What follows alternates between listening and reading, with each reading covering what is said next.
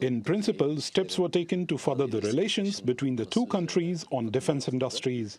The positive steps that were promised before, especially regarding some restrictions applied to Turkey, were implemented and restrictions were lifted. This created a positive atmosphere. It has shown the importance of acting in the spirit of alliance and how a positive agenda can be formed if the UK acts in accordingly. In this respect, focusing on the positive agenda creates a very beneficial atmosphere for both bilateral and alliance relations. For now on, we believe it's necessary to continue in this way. Well, Mehmet Ogutcu is the chairman of the London Energy Club and a former diplomat. He joins us on the line from Nice in France. What are the sort of bits of kit that Turkey would like to get from the UK?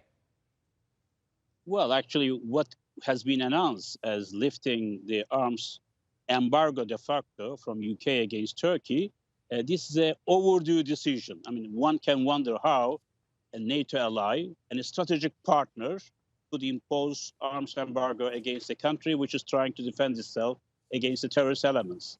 Therefore, what we see that this decision was taken already between Erdogan and Boris Johnson a couple of months ago. It was confirmed in December. Now I see that there's a full lifting of the restrictions on arms exports. And already there was a cooperation effort underway between the United Kingdom's Rolls-Royce, manufacturing jet engines together with a Turkish group, and as well as BAE.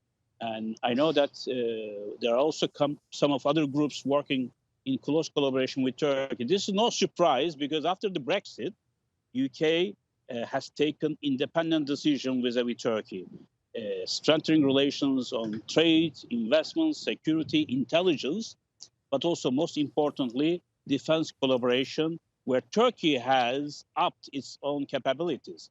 UK also wants to buy Turkish drones produced by Bayraktar after it has proven its effectiveness in Caucasia, Armenian and Azerbaijani warfare, and in Ukraine. There are many nations buying it.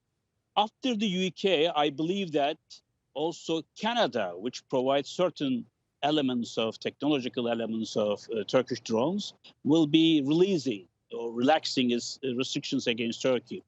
I think this was triggered by Turkish opposition to the expansion of NATO towards Sweden and Finland, two countries imposing arms embargo on Turkey.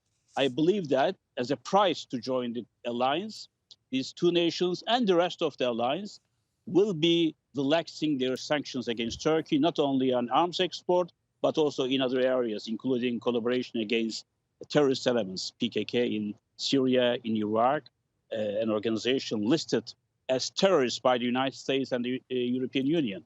So these are very positive steps, and I'm not surprised that UK is leading the way in this regard, because they also talk.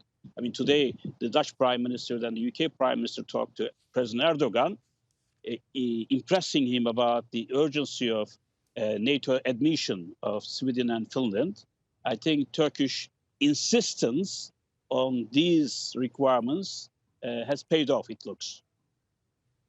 And would you expect there will be more deals, perhaps with other countries or over different areas of trade between the various countries, that will reassure President Erdogan that everything is okay about NATO enlargement? Well, I think President Erdogan has made it very, very clear why he's opposing Sweden and Finland joining the alliance. It's not about, some circles in the West are talking about Turkey being the Trojan horse for Russia. It's not the case. Turkey, I think, has legitimate security concerns. And of course, it's not only Sweden and Finland. There also are the other Nordic countries and EU nations which are behaving in a lenient way towards PKK and YPG elements. And also this arms embargo, which is unthinkable. I mean, you can impose it on Russia, but how could you impose arms restrictions to Turkey, a country which has a strong defense capabilities, defense industry capabilities in any way? But in principle, this is unacceptable. I think President Erdogan's insistence and very principled position in this regard now will be opening the way for other NATO nations to reconsider their support for PKK, take concrete actions, not only lip service, but also relax the arms export sanctions against Turkey. And there will be also other implications, because as we know, what happened after the Russian invasion of Ukraine, Turkey's geostrategic importance has been enhanced. Now Turkey is seen as a strong bastion of the alliance in that region. Therefore, trade, financial flows, tourism, energy, environment, climate change, defense industry collaboration, all these areas will be reconsidered, and Turkey will also be joining again the alliance as a forceful member of NATO, because it's already the second largest member of NATO after the United States.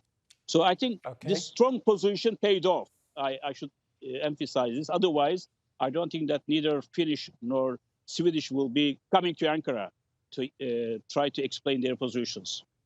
Mehmet Ogutcu, thank you so much. My pleasure.